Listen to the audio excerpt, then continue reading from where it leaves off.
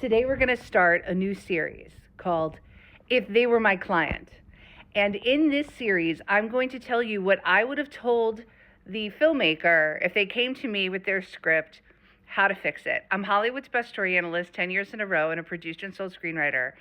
And we're going to talk about Wuthering Heights.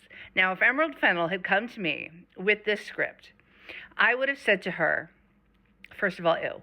That would have been my first reaction. But then I would have said to her, look, you seem to be hell-bent on making some like S&M softcore with a leaning towards some source material. I think it needs elevation because as it is, it's just Skinamax.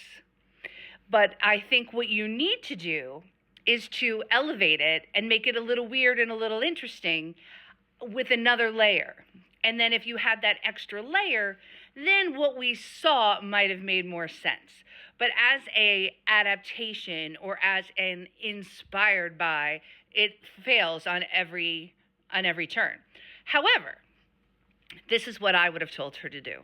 I would have told her, since all of her press says that she came up with this idea while reading the book and she's exceptionally well educated and from the upper crust of Britain, I would have said, write yourself into this. I would have said, go Charlie Kaufman with this idea, okay? I would have made it about a woman who is struggling in her own life and reading this story and falling in love with these characters and imagining that so it would have been Margot Robbie playing this frustrated woman in the present day, reading this book and having these fantasies. She wouldn't have had to change any of the rest of it, even though I think it's all distasteful and disgusting.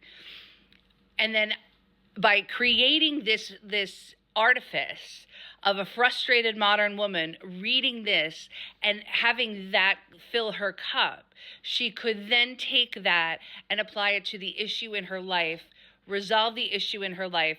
What I'm suggesting maybe would have added 10 more minutes. Just 10 more minutes, a couple of cut twos, and then you could spend most of your time luxuriating in the filth of this story. It could have been high art smut, and instead it was just smut with good costumes and nice production design.